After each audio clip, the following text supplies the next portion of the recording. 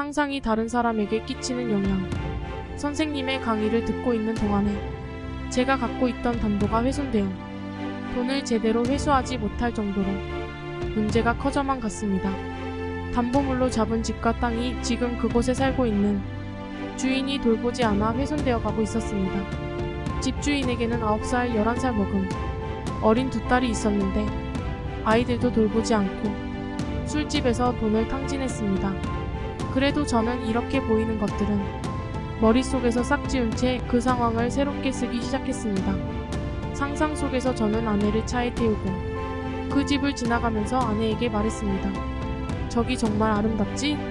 집주인이 아주 깔끔하게 잘 돌보고 있는 것 같네. 저 집 사람들은 애정을 갖고 잘 돌보고 있어. 이게 우리 담보 중에 하나인데 걱정할 필요가 없을 거야. 저는 그 집을 제가 보고 싶었던 것처럼 아주 근사한 것으로 봤고 그 상상은 저에게 넘치는 기쁨을 주었습니다. 이 부동산에 대해 생각이 떠오를 때마다 이런 상상 속의 장면을 반복했습니다. 얼마간 이 교정하는 작업을 계속했는데 얼마 후에 그 집에 살던 여자에게 차 사고가 나서 병원에 입원하게 되었습니다.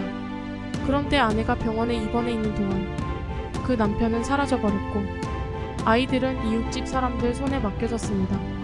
저는 도움이 필요하다면 도와주겠다고 말하기 위해 병원을 방문하려 했습니다. 하지만 상상 속에서 제가 봤던 장면은 그녀와 그녀의 가족이 행복하다고 성공했다고 또 분명히 기쁘다고 말하는데 어떻게 제가 병원에 가서 그런 말을 할 수 있겠습니까? 그래서 전 매일매일 교정의 일만 계속하고 다른 행동은 취하지 않았습니다.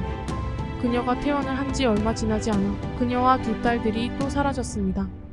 그런데 땅에 대한 변제금이 보내졌고 몇 달 후에 혼인신고를 한 새 남편과 함께 그녀가 다시 나타났습니다. 지금 글을 쓰는 동안 현재까지 지불해야 할 돈은 완벽하게 지급되었습니다. 두 딸은 사랑을 받으면서 행복하게 잘 살고 있습니다. 게다가 그 집 주인은 담보로 잡고 있는 부동산에 방 하나를 더 만들어 저희 담보도 하나 더 늘리게 되었습니다.